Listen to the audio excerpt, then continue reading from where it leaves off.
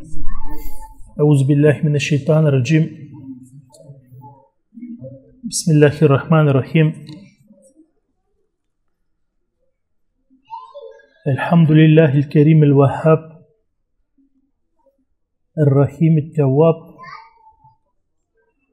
غافر الذنب وقابل التوب شديد العقاب يحب التوابين ويحب المتطهرين. وأصلي وأسلم على نبينا محمد وعلى آله وأصحابه أجمعين. Скъпи брати и сестри, ассаламу алейкум ва рахматуллахи ва баракатух.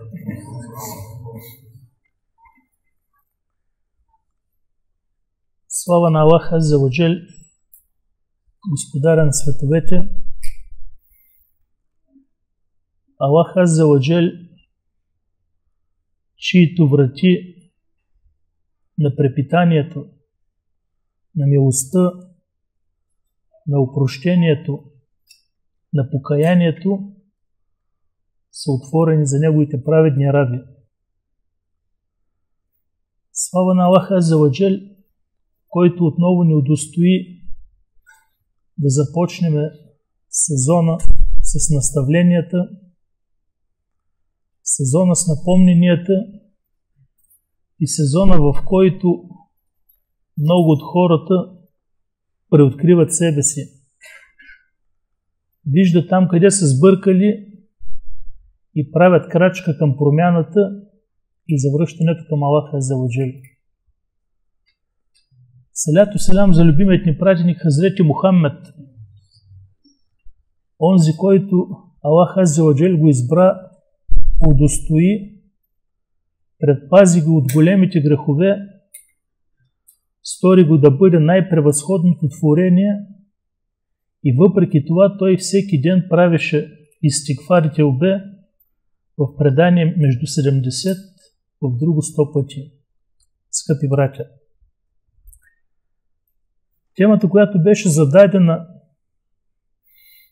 от вашето ръководство, наистина винаги е била актуална, още от сътворението на Адем алейхи салам до наше време и ще бъде актуална до съдния ден,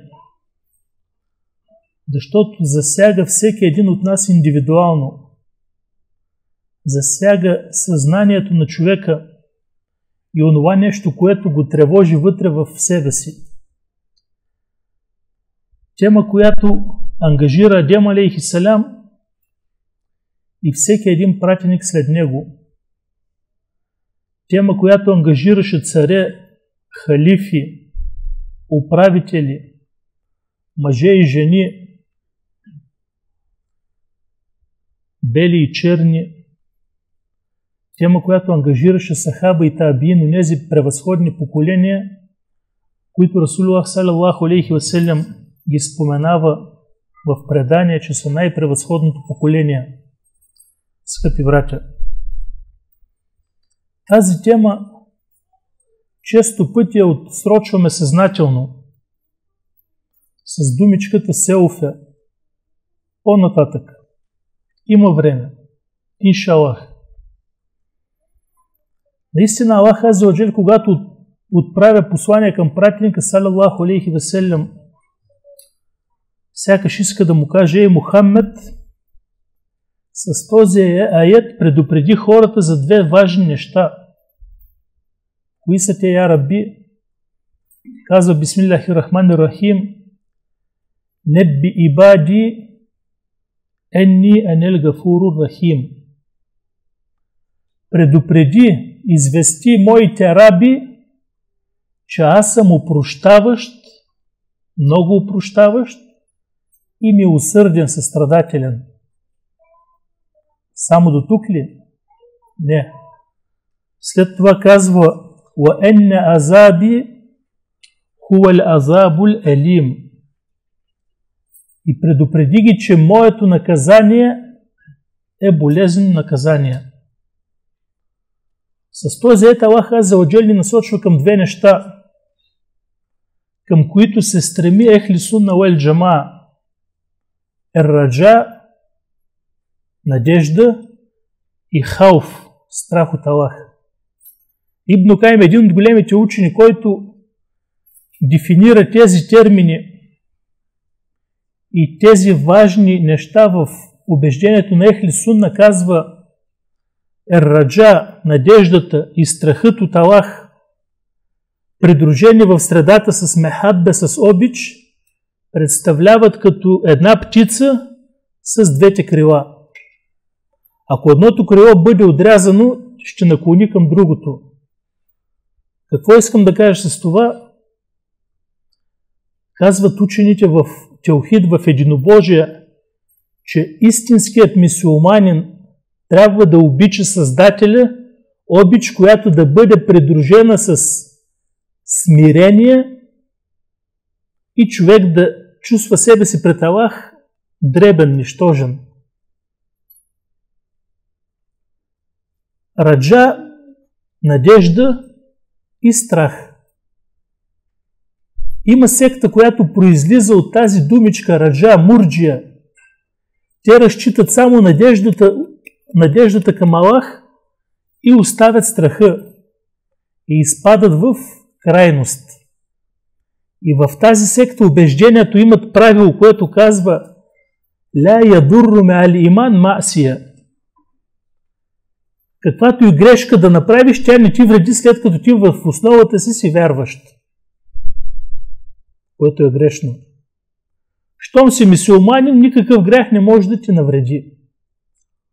От другата страна, хауф, страхът към Аллах Азза ва Джалля, излиза друга секта, която набляга само на него, оставя кое? Надеждата. И казват така: всеки, който извърши голям грях, става неверник и той ще бъде в огъня. Това са кой? Хариджитите, хаварич. Вземат аетите, в които има уаид, заплашване, които са акцентирани върху кой? Върху немюсюлманите, и ги прилагат върху мюсюлманите. След това позволяват тяхната кръв и тяхната чест. Другите казват: щом си вярваш, големият грех не ти влияе. Но Ехли Сунна казват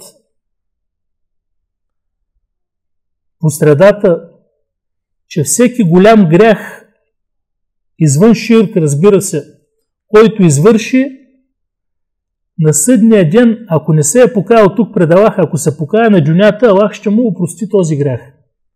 Но ако си замине с този грях на ахирета, той е под мешият илях, под волята на Аллах. Ако Аллах пожелае, ще му опрости този грях, за който има много доводи, аргументи. Ако пожелае, ще го наказва в джехенема, колкото се полага, и след това ще излезне един ден. Защо? Защото в основата си има думите ля илях илlallah.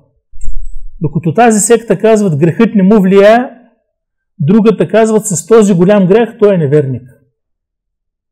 Затова тези два термина, двете крила на птицата, трябва винаги да вървят успоредно. Надеждата към Аллах, че е милостив и милосърден и опрощаващ, но и страхът от Аллах, че е жесток в наказанието.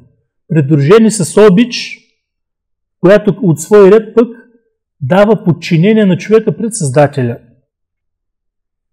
Аллах Азза ва Джалля в този аят казва: предупреди хората, Мухаммед, че не ще намерят милост, както е моята милост. И не ще намерят опрощение, както е моето опрощение, субханаху ва та'аля. Аллах Азза ва Джалля се описва в Коран и Керим с прекрасни имена и съвършенни качества, които имена и качества говорят за неговата съвършенност. Едно от тези имена е Тауаб, много приемащия покаянието. Човекът беше сътворен слаб, греши и постоянно се завръща към Аллах с теубе, и Аллах Тяля постоянно му приема теубето, ако това теубе е искрено и отговаря на условията, които ще споменем в темата. Аллах Азза ва Джалля се окачествява, че е Ел-Гафар, Гафир, Гафур, Гафар. Гафир опрощаващ, Гафар е много опрощаващ. И затова Расулуллах салалаху алейхи ва салям казваше: правете истигфар към Аллах Азза ва Джал. Наистина аз го правя на ден по 100 пъти, в друго предание по 70 пъти. И когато ние кланяме намаза, давайки селям, най-напред какво казваме? Естагфируллах, естагфируллах, естагфируллах. Търся прошка от Аллах. Каква прошка? Аз току-що излизам от намаз. Търся прошка от Аллах за намаза ли? Не. За тексира, за кусурите в намаза, които сме допуснали съзнателно или не. Защото често пъти всеки един от нас е усещал, че точно когато по време на намаз започне да кланя намаза, тогава почва да си брои овцете, да си смята бизнеса, да си смята фактурите, да брои така нататък. По този начин шейтана му краде от наградата. И затова след селяма ние казваме естагфируллах. Търсим прошка от Аллах за кусурите в намаза, които сме допуснали. Какво означава, скъпи братя, теубето, покаянието? Важно ли е той в живота на мюсюлманина? И какви са стъпките ние да се завърнем към Аллах? Защото, както казахме, ако се опрем на втората секта, няма полза от теубето. Който извърши голям грях, той е неверник. Вечно в джехенема. Ако съдим според тях, той няма да останат мюсюлмани на земята. Тогава къде отиват имената на Аллах Азза ва Джал? Гафур, Гафар, Ет-Тауаб. Думата теубе в езиково значение означава руджу, завръщане. А в терминологията или в шерията учените казват руджу мин маасиятиллахи иля таатиллахи. Да се завърнеш от онзи начин на живот, в който си правил прегрешения спрямо Аллах, към живот изпълнен с подчинение към Създателя. Аллах Азза ва Джал призовава всеки един към теубе, защото ни сътвори слаби, сътвори ни със страст и към земния живот, и към приятното. Нашия брат чете във втория рекат аята Зуйина линнаси хуббу шахавати минен ниса и вал банина вал кана тирил мукантара минет захаби вал фидда. И беше разкрасено за хората влечението, украсата към земния живот, към жените, към семействата, към купищата, злато и сребро от браните коне. Аллах е сторил така, че човека да има страст към земния живот. И тази страст често пъти го кара в харам. Но Аллах Азза ва Джал обича от нас да се завръщаме към Него. И затова отвори вратата на теубето, на покаянието. В хадис, предаден от Абдуллах ибн Аббас, идват Курейши и казват: ей, Мухаммед, ако ти направиш дуа към твоя Създател, към Аллах, да превърне хълма Сафа в злато, ние ще повярваме в теб. Това лесно ли е за Аллах? Лесно. Аллах може да им превърне Сафа и Мерва в злато и Ухуд. Те ще видят, някои ще повярват, други ще се отрекат и това ще остане като една случка, една история, която ние ще четем и много от нас няма да й отдават значение. Но Аллах Азза ва Джал изпраща Джибрил алейхиссалям и казва: я Мухаммед, Аллах Азза ва Джал ти изпраща салям. И казва: ако искаш, той ще превърне тази планина в злато, обаче оттам насетне, който се откаже и отрече, ще го наказва с наказание, с което наказание не е наказвал никой преди това от народите. А ако искаш, може да ти отвори вратата на теубето и рахмета. И казва: разбира се, че искам вратата на теубето и на рахмета. И аз ви питам днеска за нас, кое е с по-голяма полза? Да знаем, че Сафа е била превърната в злато през епоха от епохите на Исляма, или да знаем, че имаме отворена врата, която няма да се затвори до съдния ден, към която врата ние да се обръщаме, защото денонощно грешим. Разбира се, че второто.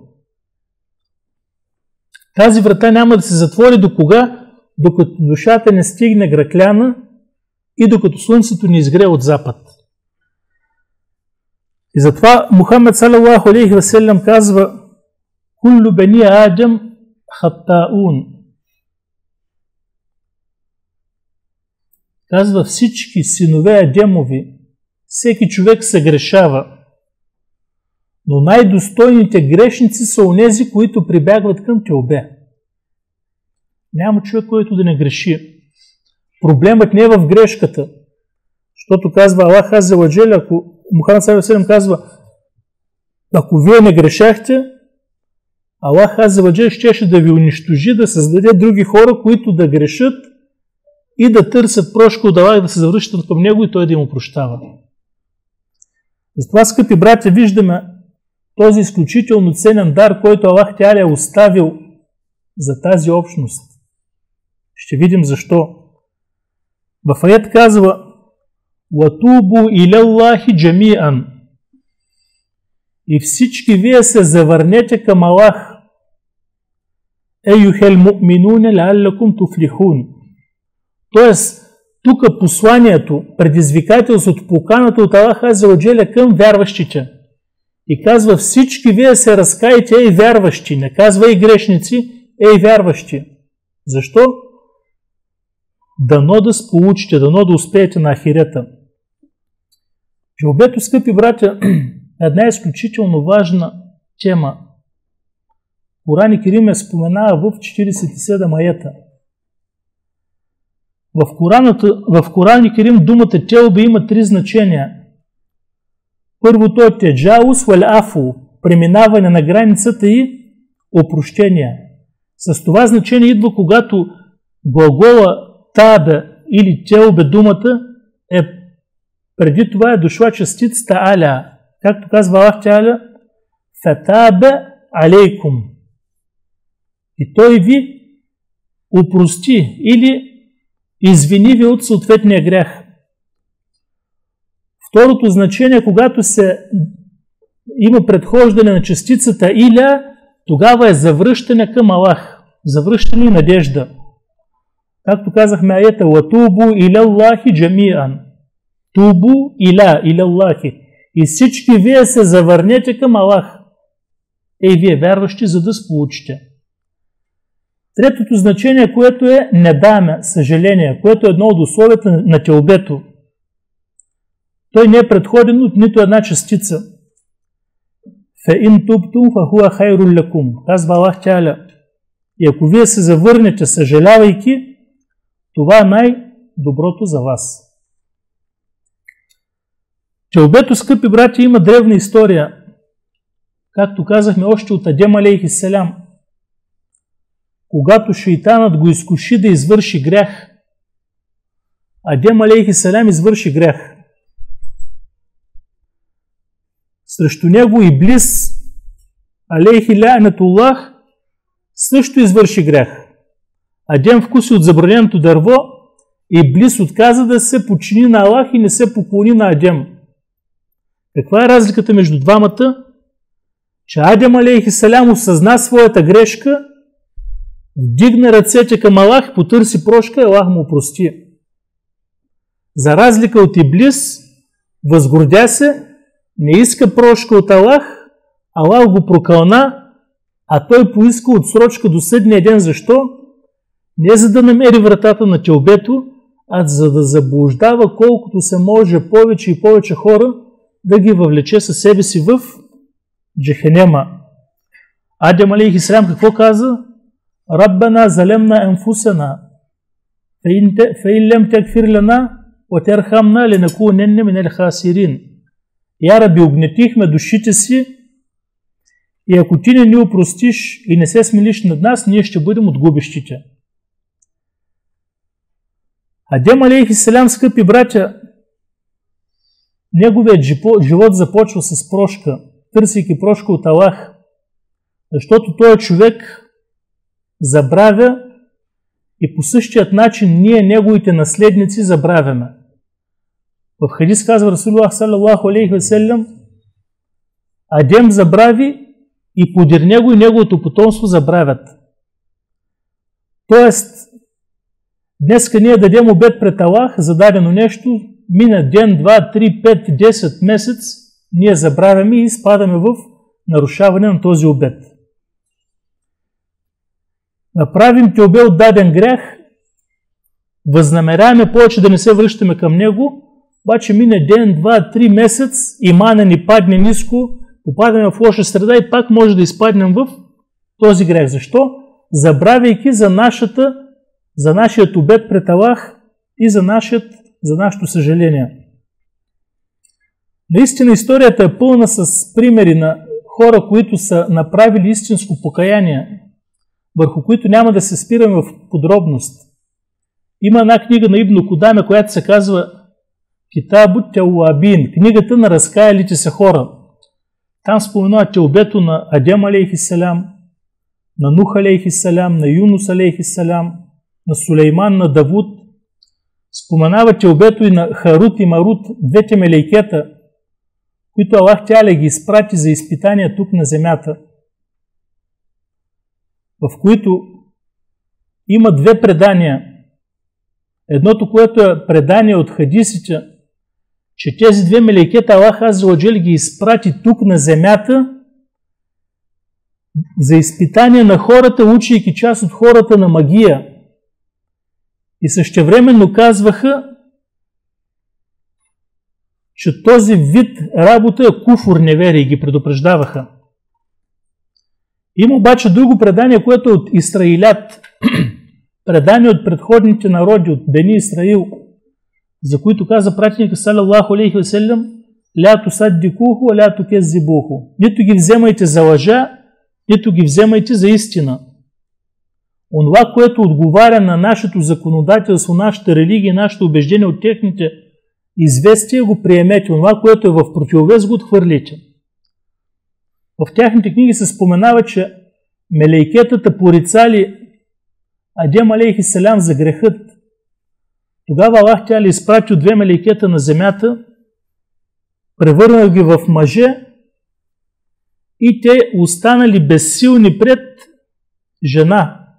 Не можали да устоят и поради тази причина и пили алкохол и направили ширк.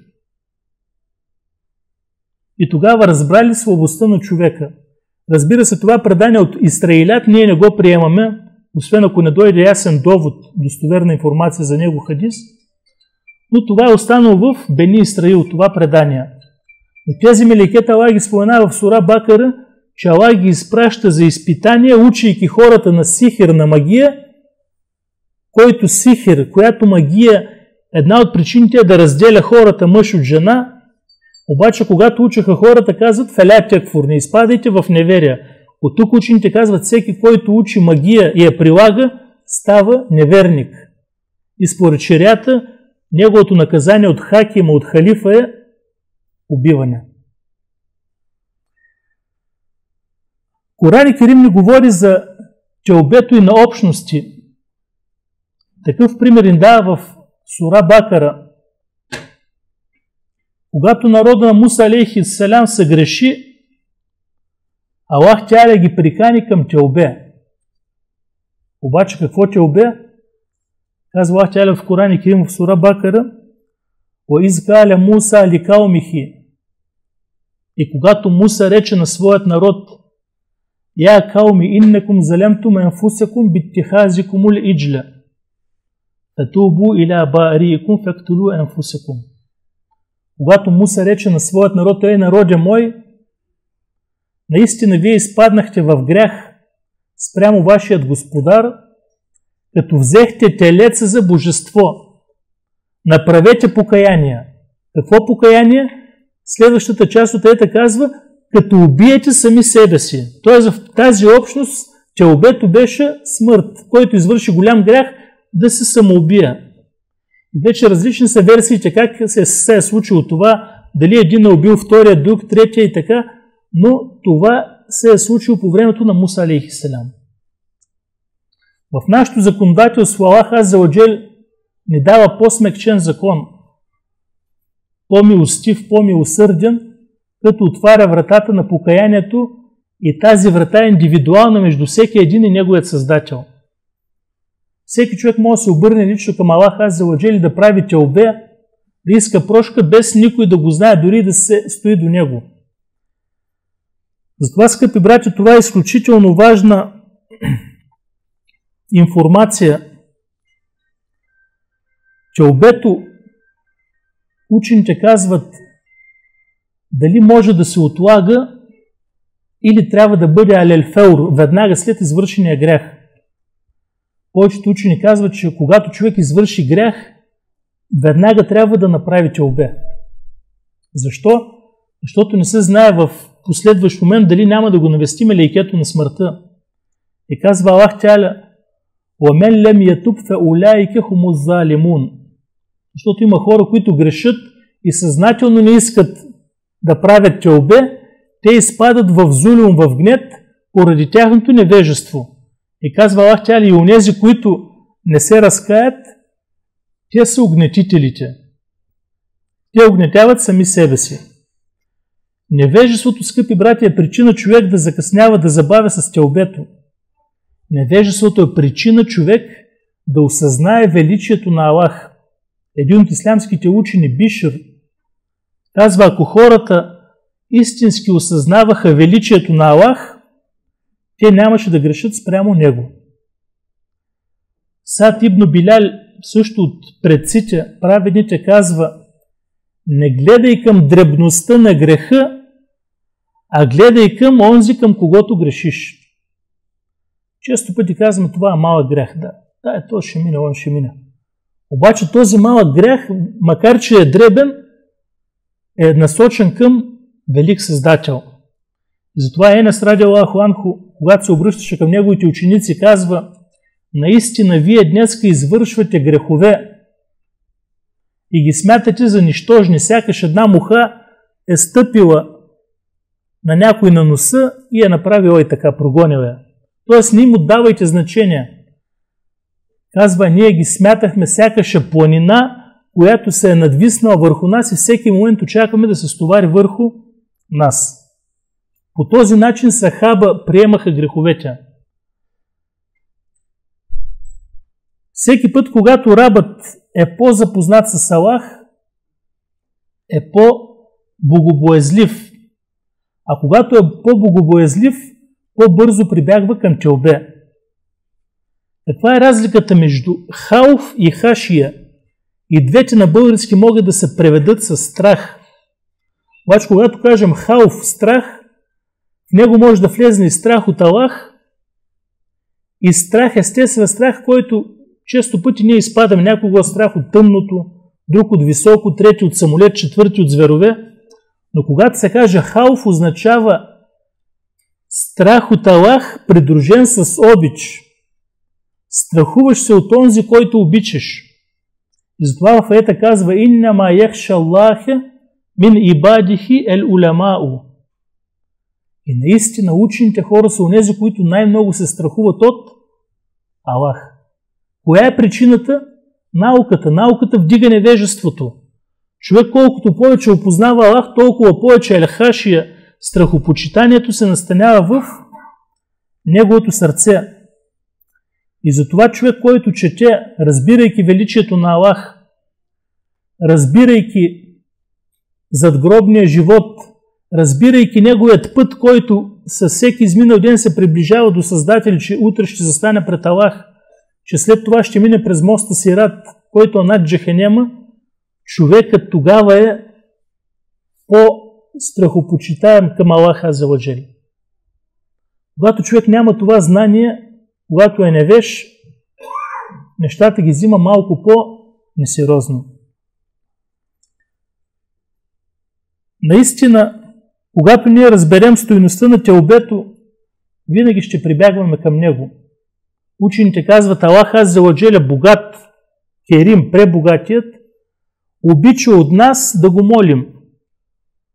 И за помощ, и за здраве, и за препитание, и да ни опрости греховете. В това се крие неговото съвършенство. Когато ние отидем при даден човек за помощ, 1, 2, 3 пъти, накрая на него ще му мръзне. Обаче при Аллах е обратното. Колкото повече го молим, той обича да го молим. Дори казва в хадис Расулуллах: зовете Аллах, който не зове Аллах, той му се ядосва. Аллах обича да го молим.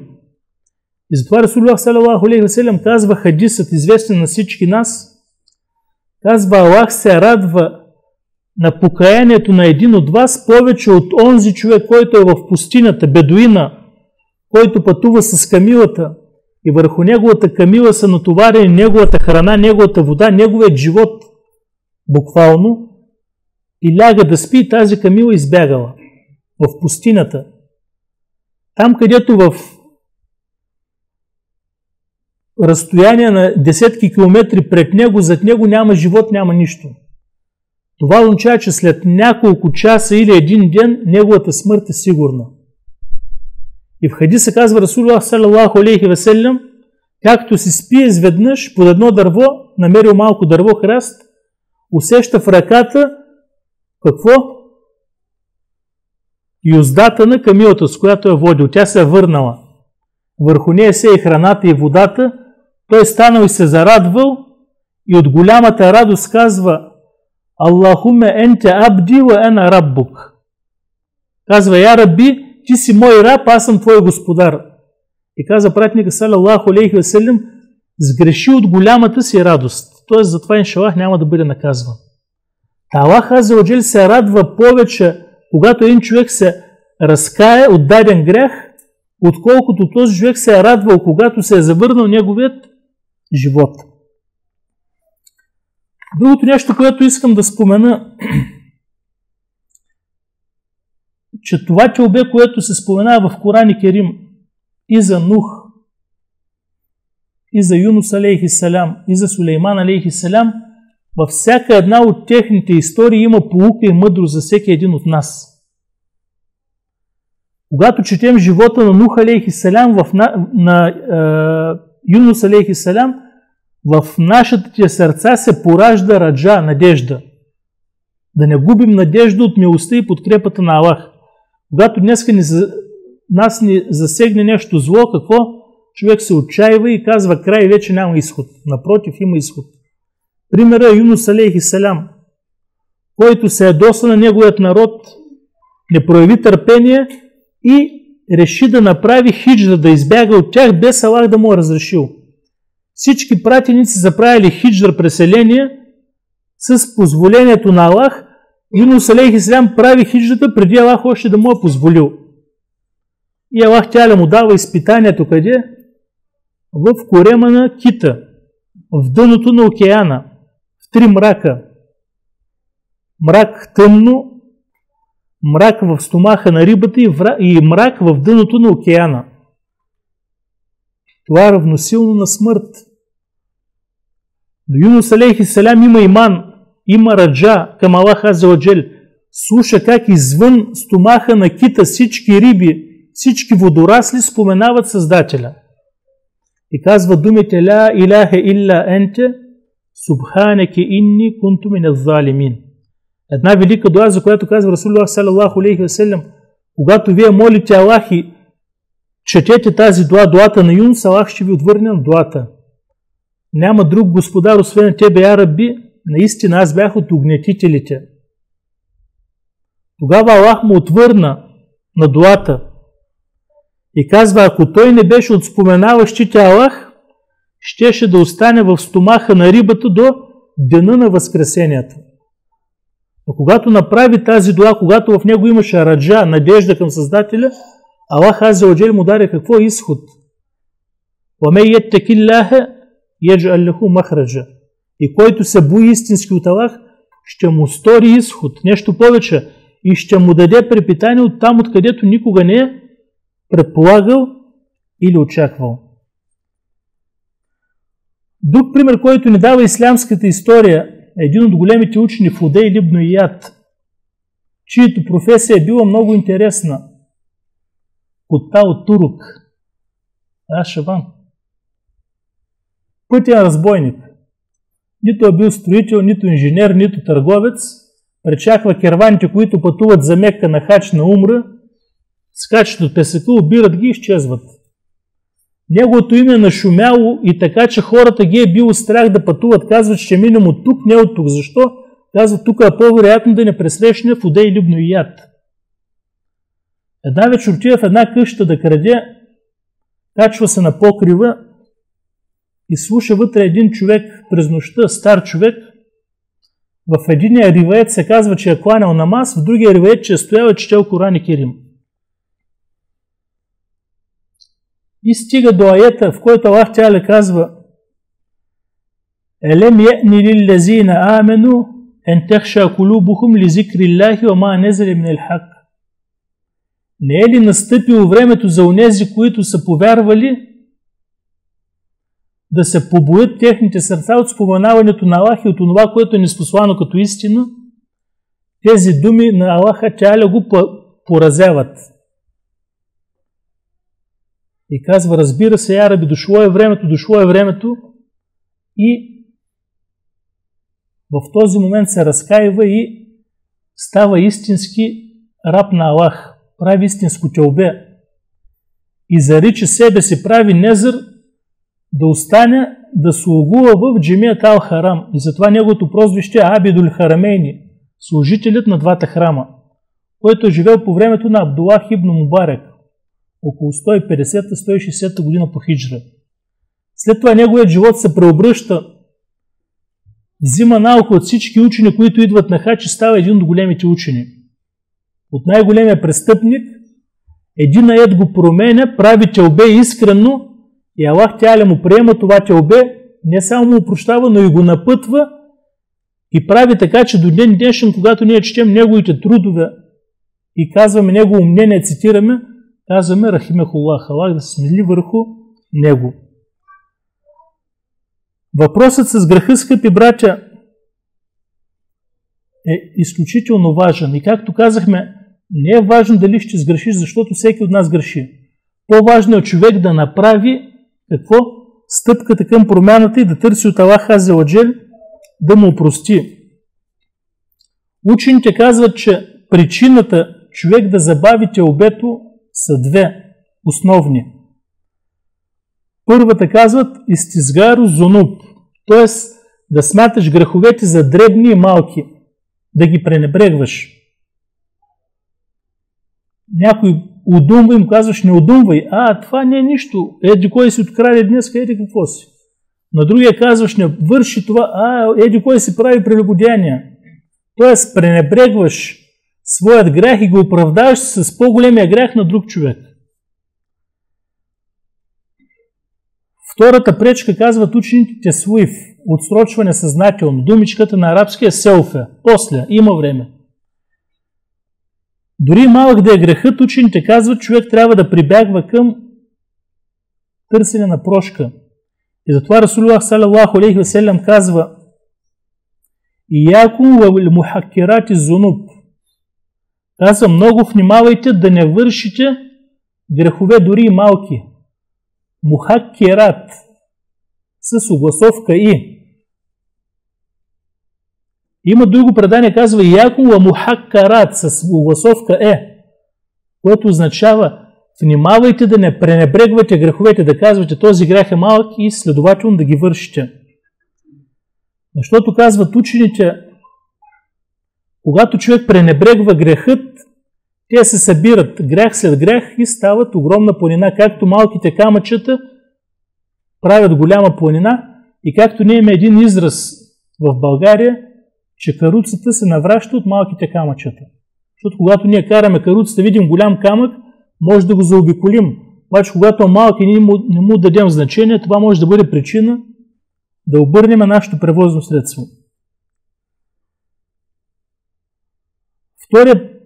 Втората причина, че свуев или сълф или после, също е изключително голям проблем на мюсюлманите.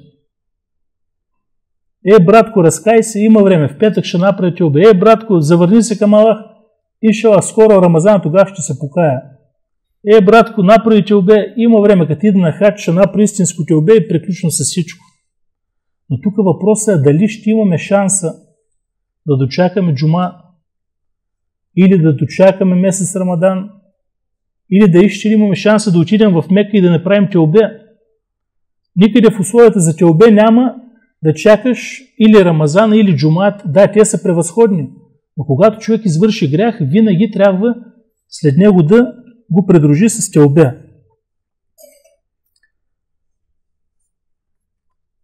Греховете, скъпи братя, са много. Някои малки, някои големи. Знаем, че малките грехове Аллах Азза ва Джал ги опрощава чрез вършенето на добри дела. Както след вземането на абдеста, многото стъпки към джамията от петък до петък, от Рамазан до Рамазан. Обаче за големите грехове е нужно тълбе.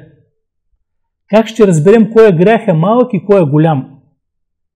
Казват учените, всеки грях, за който е споменато наказание на дюнята като хад, като наказание, като тояги, като жигосва, като бичуване и така нататък, или е споменато в хадис или в аят наказание на ахирета, знаете, че този грях е от големите. Ако човек има истинската вяра, иманът, чувството за контрол от Аллах Азза ва Джал, тогава ще се предпазва от тези грехове. В Мека има много красива жена, чието красота пленявала мъжете. Казвали се, тя е красива като луната. При арабите, когато се каже, еди кой се е красив като луната, т.е. много красив, много красива. Отива при мъжа и казва, с тази красота мислиш, че някой може да ми устои някой мъж. Казва, разбира се, има един човек, Усейд, набожен, праведен. Тя вика на съпруга и позволяваш ли ми да пробвам да го изкуша? Вижте шейтана как си играе с нея. Казва, добре, позволявам ти. Тя отива, започва да се предлага, искам да бъда с теб, ти си най-красивия, умирам за теб. Тогава той вика и казва, това са от капаните на жените, нали, съветвани от шейтана. Тогава той вика и казва, ще облегча твоите нужди, ако ми отговориш на няколко въпроса. Казва, питай. Казва, питам те заради Аллах, ако сега в момента дойде пред теб мелейкето на смъртта и ти взема душата. В този момент ще си ли доволна, че аз съм удовлетворил твоето желание? Казва Аллахумме ля. Я Рабби, не, в никакъв случай. След това пак пита, ако днеска те поставят в гроба и в същия момент влиза пред тебе двете мелейкета Мункир и Некир да те разпитват, ще си ли доволна, че аз съм извършил твоето желание, осъществил? Казва не. И започва да й припомня заставането пред Аллах, моста Сират. Тогава тази жена става, разплакала се и прави тълбе и става от най-праведните жени в Мекка. Ибн Каим казва, тълбето означава човек да се завърне или да остави онова, което Аллах ненавижда и да се насочи към онова, което Аллах обича. Има един проблем обаче, че много от хората смятат, че тълбе се извършва само след извършването на грех, външен грех. Зина, алкохол, кражба, удумване, лъжа. И това са грехове. Но малцина са хората, които правят тълбе от вътрешните грехове, онези, които са вътре в сърцето. Злоба, завист, показност, лицемерие, високомерие, очудване, колко съм велик, колко съм. Много малко са хората, които правят тълбе от тези грехове. Тълбето всъщност това е религията Ислям, казва също Ибн Каим, а религията цялата влиза в наименованието тълбе. И Аллах Азза ва Джал обича истински онези хора, които истински търсят покаянието и казва в аята: Инна Аллаха юхиббу т-тауабин ва юхиббул мутатахирин. Наистина Аллах обича онези хора, които се каят, и онези хора, които се пречистват. Основите или условията, които да ни бъде прието тълбето, са три, казват учените. Първото, оставянето на греха. Извършил си даден грях, оставяш този грях. Второто условие, съжаление, недим, да съжаляваш, че си извършил този грех.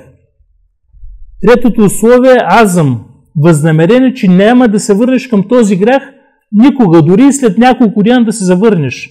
Защото казаха в началото, човека е слаб, днеска прави искрено тълбе с условията, държи месец, два, три, след време пада му иман и пак извършва този грях. Пак прави тълбе. Дори това да се повтори многократно. Но не бива човек да има в съзнанието, сега ще напре греха, ще напре тълбе, утре пак ще го напре. Не. Правиш намерение, че повече няма да се връщаш към този грях и в случай, че попаднеш в същия, пак ще направиш тълбе, Аллах пак ще ти опрости. Там е тънката разлика. И когато грехът е свързан с човек, тогава има и четвърто условие да му потърсим хелял. Тоест тези три условия са кога? Когато грехът е между теб и Създателя. Когато грехът е между теб и човек, ощетил го си дали словесно, дали с ръката, дали с имущество, тогава трябва да му търсиш хелял и да му върнеш онова, което си му взел. Затова, скъпи братя, казва Аллах Теаля в хадис кудси: Я ибади, ей мои раби, наистина вие грешите денем и нощем и аз опрощавам греховете, търсете прошка от мен, за да ви опростя. Известният хадис, в който Расулуллах салаллаху алейхи ва салям казва, че всяка вечер в последната третина на нощта Аллах азза ва джал слиза безподобен на първото небе и единият призив е: кой ще иска прошка, за да му опростя. В хадис каза Расулуллах салаллаху алейхи ва салям: Еттаибу мине земби кемен ля зембелех. Покаялият се от греха е като онзи, който е нямал грех. А не фразата, която слушаме: признат грех, половин грех. Не. Признат грех с тълбе няма грех. Той е изчистен. Аята, в който Аллах Теаля се обръща към рабите в заключение, казват учените, че това е най-големият аят за раджа, за надежда към Създателя, който казва: Кул я ибади еллезина есрафу аля енфусихим. Аллах Теаля се обръща и казва: ей мои раби. Не казва: ей прелюбодеецо, ей крадецо, а казва: ей мои раби, които сте в ущръб към себе си. Ля текнату мин рахметиллах. Никога не се отчаивайте за милостта на Аллах. Тоест, веднага прибягвайте към тълбе, когато си извършили грех. А не да дойде шейтана и да казва: това е огромен грех, Аллах няма ти опрости, как не те е срам, ти си ходжа, ти си мифтия, ти си политик. Не. Преди всичко ти си човек. Слаб си и често пъти можеш да изпаднеш в грех. И Аллах Теаля тук не казва с съответния грех, а казва: я ибаде, и вие мои раби. Прибягвайте към тълбе. И казва: Инна Аллах егфиру зунубе джамиа. Наистина Аллах опрощава всички грехове. Иннеху хуел гафуру рахим. Наистина Той е опрощаващ, милосърден. Ибн Каим казва велики думи към този аят и казва: наистина Аллах Теаля насочва човека към търсене на прошка. Призовава го, после му опрощава, после го обича и напоследно казва: превръща му греховете в хасенат. Не само, че Аллах ще ти опрости, ако ти направиш истинско тълбе, Аллах ще превърне твоите злини в добрини. Вижте милостта на Аллах. Тази велика врата, която Аллах е отворил, не трябва никой да я пренебрегва. И казва Расулуллах салаллаху алейхи ва салям: който направи тълбе преди слънцето да изгрее от запад, от неговия залез, Аллах азза ва джал му приема покаянието. Затова, скъпи братя, тълбето е изключително важен урок в нашето ежедневие, който ние трябва да знаем. Трябва да знаем в убеждението, че Аллах азза ва джал е милостив, опрощаващ, милосърден, и това трябва да ни кара към какво? Към надежда. И затова в друг хадис Расулуллах салаллаху алейхи ва салям казва: наистина Аллах си разтила, глагола разтила, ръката през нощта за да опрости на съгрешилите през деня и си разтила ръката през деня, за да опрости съгрешилите през нощта. Тоест Аллах Тяля прощава денонощно. Обаче не прощава на муджахирин. Кои са муджахирин? Казва Расулуллах салалаху алейхи ва салям: Аллах опрощава греховете на всеки, освен на муджахирин. Расулуллах, кои са те? Казва: онзи, който е извършил грях през нощта. Аллах те е прикрил. Обаче той става раното и какво? Разказва този грях, какво е извършил. Сякаш този хадис говори за нас. Каквото и да извършим, го има тук и го пускаме всички да го видят. Какъв резил сме станали. Вместо да дигнем ръцете и да търсим прошка от Аллах, ние показваме онова, което може да ни унищожи на ахирета. Затова, скъпи братя, от убеждението на Ехли Сунна е, че човек трябва едновременно да има раджа, надежда към Аллах, към неговата милост, неговото опрощение, и същевременно да има хауф, страх от Аллах, че той е жесток в наказанието и суров в мъчението на ахирета. Аллах азза ва джал да бъде доволен за търпението. Все още е началото на сезона. Аллах азза ва джал да отрежда на всеки един от нас иман според убеждението на Ехли Сунна, да не се подвежда по теченията, по сектите и да ни дари всички с искрено тълбе преди нашата смърт и да срещнем Аллах Тяля на ахирета и да каже: влезте в дженнета опростени. Субхана раббика раббил иззати амма ясифун ва саламун алал мурсалин валхамдулиллахи раббил аламин.